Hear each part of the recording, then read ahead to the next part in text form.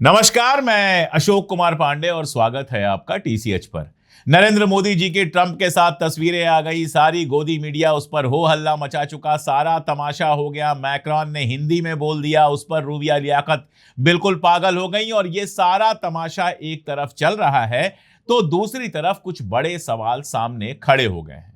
वैसे मैं आपको बता दूं कि मैक्रोन साहब हिंदी में तो क्या, गुजराती में भी बोल देते अगर नरेंद्र मोदी कहते तो, क्योंकि वो राफेल जहाज खरीदे हैं नरेंद्र मोदी ने फ्रांस से, और वो भी महंगे रेट्स पर। जिन राफेल जहाज ने ऑपरेशन सिंदूर के समय हमें धोखा दिया, जिन राफेल जहाज को गिरा दिया पाकिस्तान ने, और जिसके बाद दुनिया भर में राफेल की डिमांड घट गई, तो ऐसा माल जब आप जाकर महंगा खरीद आएंगे तो मैक्रोन भोजपुरी में भी बोल दें तो कोई दिक्कत नहीं है, गुजराती तो वो पक्का बोल देते, केवल कहना था कि 2 जहाज हम और खरीद लेंगे। हिंदी की जगह गुजराती बोल दो तो वो गुजराती बोल देंगे। अब मैक्रोन के हिंदी बोलने से हमारे ऊपर क्या असर पड़ गया, हमारे देश पर क्या फर्क पड़ गया, जरा आप ये बताइएगा। हमारे तमाम नेता, तमाम एक्टर्स अंग्रेजी में बोलते हैं, तो ब्रिटेन तो ये नहीं दिखाता है कि देखो देखो शाहरुख खान अंग्रेजी बोल रहा है, देखो देखो फलाना अंग्रेजी बोल रहे हैं, तो किसी विदेशी नेता के हिंदी बोलने पर हम खुश इतना क्यों हो जाते हैं। ये सोचिएगा, ये गुलामी की मानसिकता है जिसमें हिंदी बोलता हुआ गोरा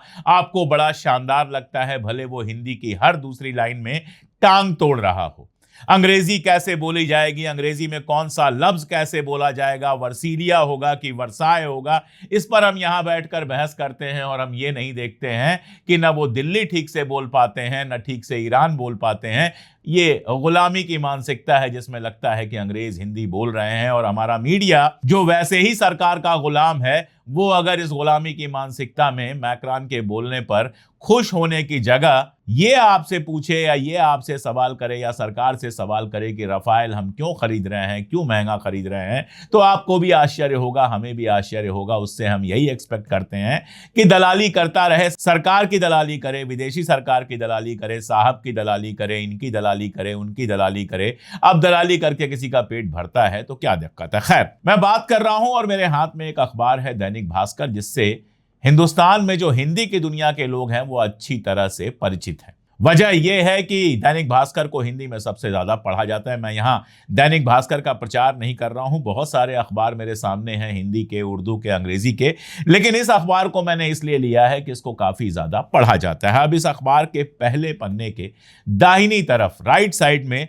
जो खबर है उसको पढ़िए। हेडिंग लगाया है, भारत पर क्या असर, और पहला ही जो पूरा एक बनाया है उसमें पहला ही क्रूड ऑयल की बात है, जो घटकर $78.48 हो गया है।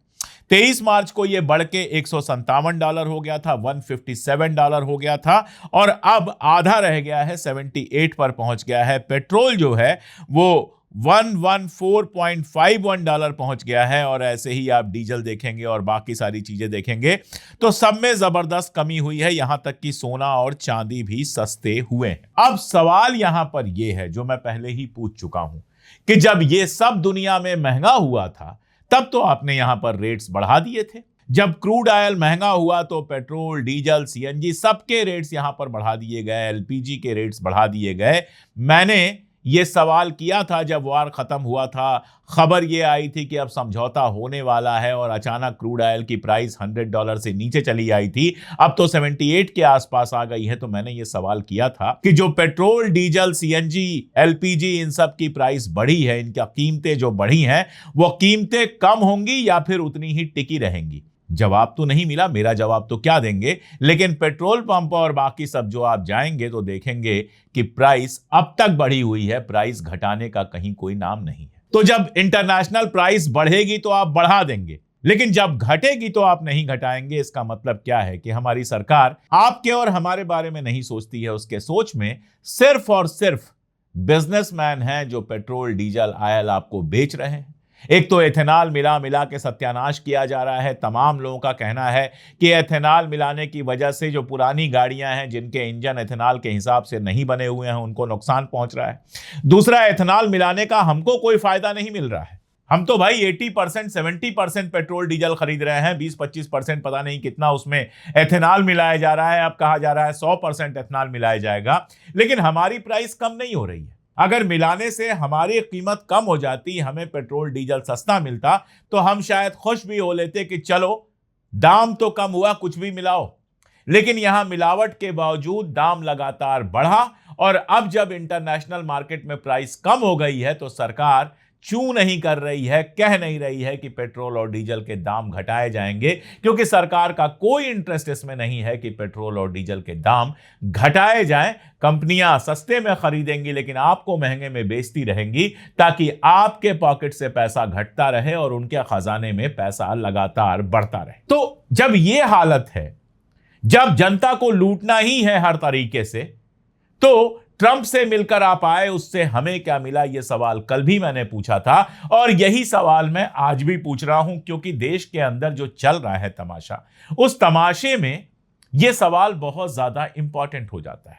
जिस समय सरकार का ध्यान इस बात पर होना चाहिए था कि लोगों को राहत मिले महंगाई से, क्योंकि महंगाई बहुत ज्यादा बढ़ी है। आंकड़े कुछ भी कहते हो, आप बाजार में निकलिए, सामान के दाम पूछिए, आपके समझ में आएगा महंगाई किस लेवल पर गई है। उस समय हो क्या रहा है? उस समय खेल चल रहा है तोड़ फोड़ का। कहीं से सांसद तोड़ो और पूर्ण बहुमत ले आओ। तृणमूल कांग्रेस का किस्सा आप जानते ही हैं। अब तृणमूल कांग्रेस के बाद उद्धव ठाकरे की जो पार्टी है उसको तोड़ने की बात चल रही है। 9 में से कहा जा रहा है 6 सांसद बिक चुके हैं। वो कभी भी दूसरे गुट में, जो शिंदे वाला गुट है, उसमें कभी भी शामिल हो सकते हैं। झारखंड में चुनाव था और झारखंड के चुनाव को बहुत कायदे से समझना पड़ेगा। झारखंड के चुनाव में प्रणव झा को राज्यसभा का उम्मीदवार बनाया था कांग्रेस ने। झारखंड में 2 राज्यसभा सांसद चुने जाने थे। एक तो जेएमएम का चुना ही जाता, लेकिन उसके बाद उसके 6 विधायक बच रहे थे।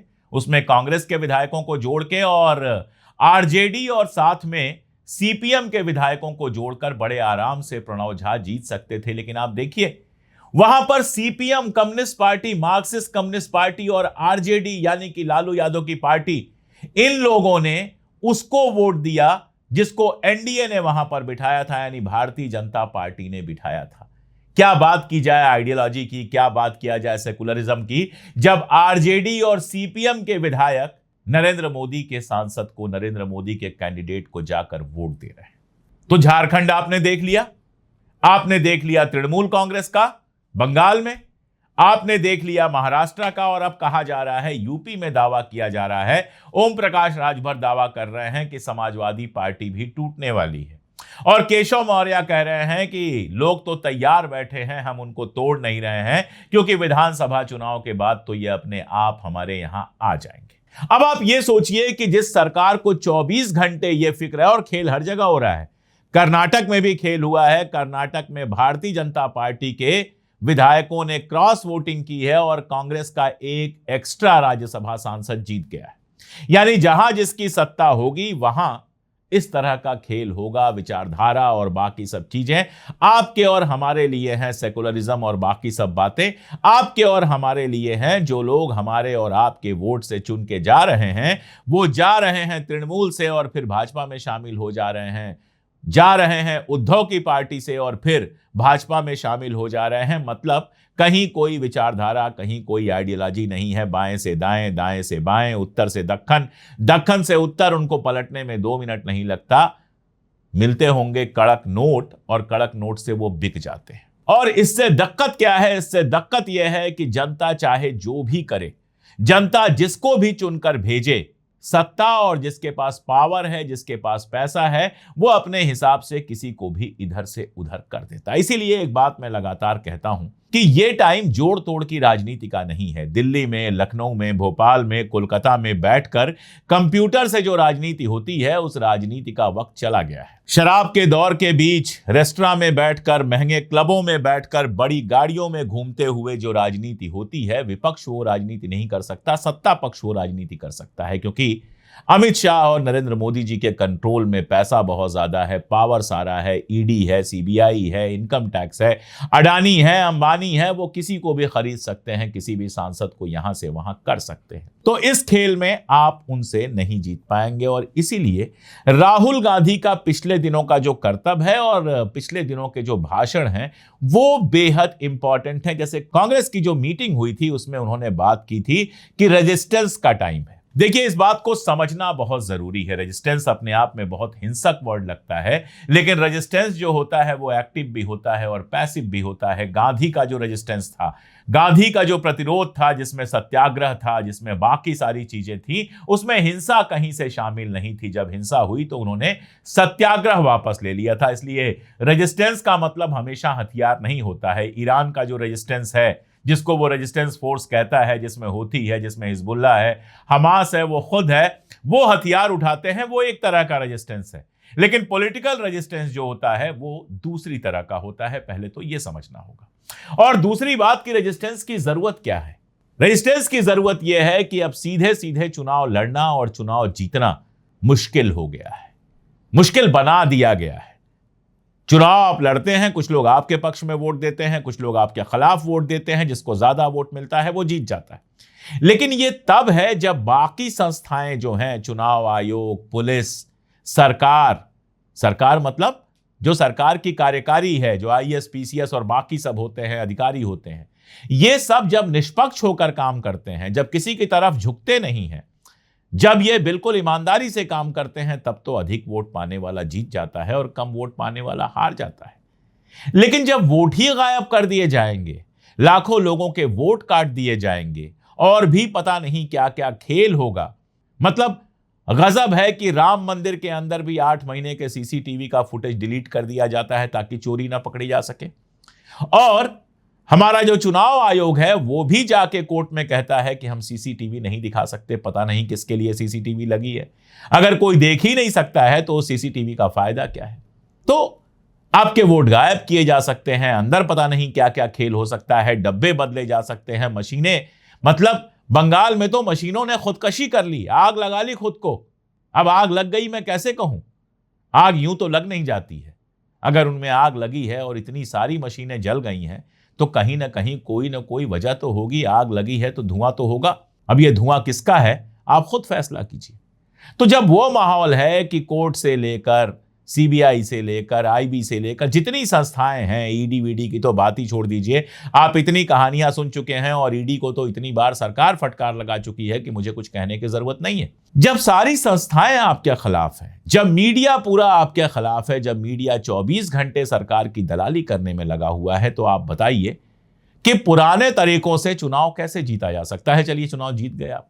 पश्चिम बंगाल में 80 सीटें जीती तो थी ना दीदी ने, लेकिन 80 में से 60 बिक जाएंगे, इधर से उधर चले जाएंगे। किसी के ऊपर ईडी का डंडा चलेगा, किसी के ऊपर सीबीआई का डंडा चलेगा, किसी के ऊपर इनकम टैक्स का डंडा चलेगा, किसी के ऊपर पुलिस का डंडा चलेगा, किसी के ऊपर अंडा फेंका जाएगा। क्या क्या हो रहा है आपको नहीं पता। फिर कभी 10, 15, 20 साल बाद कस्सा खुलेगा, लेकिन तब तक कोई मतलब नहीं रह जाएगा। और आप देख लीजिए, मीनाक्षी नटराजन जाएंगी राज्यसभा चुनाव लड़ने के लिए, उनका पर्चा ही कैंसिल हो जाएगा क्योंकि तेलंगाना में उनके खिलाफ कोई तहरीर की गई है। एफआईआर तक नहीं है, कोर्ट में शिकायत सिर्फ की गई है। कोर्ट उस शिकायत को खारिज कर देता है एक दिन बाद, लेकिन एक दिन पहले मीनाक्षी नटराजन का पर्चा कैंसिल हो जाता है, वो चुनाव ही नहीं लड़ सकती।